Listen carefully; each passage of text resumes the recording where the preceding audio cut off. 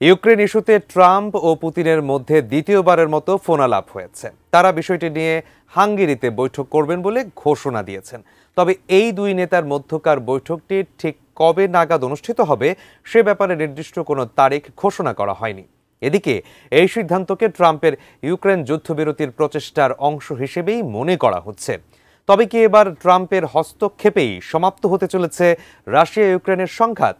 এ নিয়ে বিস্তারিত থাকছে লিমা সায়ন্তীর প্রতিবেদনে। ইউক্রেন ইস্যুতে দ্বিতীয়বারের মতো রুশ প্রেসিডেন্ট ভ্লাদিমির পুতিনের সঙ্গে বৈঠকে বসতে যাচ্ছেন মার্কিন প্রেসিডেন্ট ডোনাল্ড ট্রাম্প। গেল 16 অক্টোবর পুতিনের সঙ্গে ফোন আলাপ শেষে এই তথ্য নিশ্চিত করেন তিনি। জানান শীঘ্রই তারা হাঙ্গেরিতে বৈঠকে বসতে চলেছেন। এদিকে ওয়াশিংটন সফরে রয়েছেন ইউক্রেনের প্রেসিডেন্ট ভলোদিমির জেলেনস্কি। স্থানীয় সময় বৃহস্পতিবার মার্কিন প্রেসিডেন্ট ডোনাল্ড ট্রাম্প জানান ভ্লাদিমির পুতিনের সঙ্গে অত্যন্ত ফলপ্রসূ ফোনালাপ হয়েছে তার। এর পরপরই তার পক্ষ থেকে ঘোষণা আসে যে শীঘ্রই হাঙ্গেরিতে রুশ প্রেসিডেন্টের সঙ্গে বৈঠকে বসবেন তিনি। আমি বুঝি নির্মাণের শিল্প, সালাম স্টিল বোঝে ডিউরেবিলিটি। সালাম স্টিল, মোস্ট ডিউরেবল স্টিল। ফোনালাপের পর ক্রেমলিনের এক সহকারী জানিয়েছেন ট্রাম্প পুতিনের আলোচনাটি ইতিবাচক ছিল এবং পরবর্তী পদক্ষেপগুলো স্পষ্টভাবে নির্ধারিত হয়েছে। আগামী সপ্তাহে দুই দেশের পররাষ্ট্রমন্ত্রী উচ্চ পর্যায়ের আলোচনা শুরু করবেন বলেও জানানো হয়েছে। 3 বছরের বেশি সময় ধরে চলমান যুদ্ধের মধ্যেই এমন উচ্চ পর্যায়ের বৈঠককে সম্ভাবনার জানালা হিসেবে দেখছেন বিশ্লেষকরা। ইতোমধ্যেই ওয়াশিংটনে পৌঁছেছেন ইউক্রেনের প্রেসিডেন্ট ভলোদিমির জেলেনস্কি।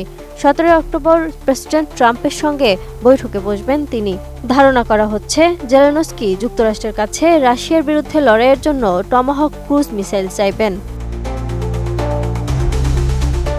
তবে কূটনৈতিক আলোচনা চললেও থেমে নেই যুদ্ধ। ইউক্রেন জুড়ে সবশেষ 300-র বেশি ড্রোন ও 37টি ক্ষেপণাস্ত্র ছুড়েছে রাশিয়া।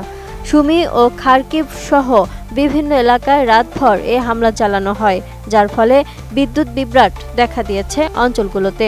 বিষয়টি নিয়ে ইউক্রেনের বিমান বাহিনী জানায় 250-র বেশি ড্রোন ও 5টি ক্ষেপণাস্ত্র ভূপাতিত করা সম্ভব হলেও অন্তত 51টি আঘাত এনেছে সরাসরি লক্ষ্যবস্তুতে।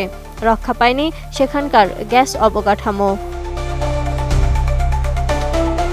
চলতি মাসে 6টি বড় হামলায় ইউক্রেনের স্থাপনাগুলো ক্ষতিগ্রস্ত হয়েছে, ফলে গ্যাস উৎপাদন এখন হুমকিতে রয়েছে। আর সামনের শীত মৌসুমকে ঘিরে আশঙ্কা আরও গভীর হচ্ছে।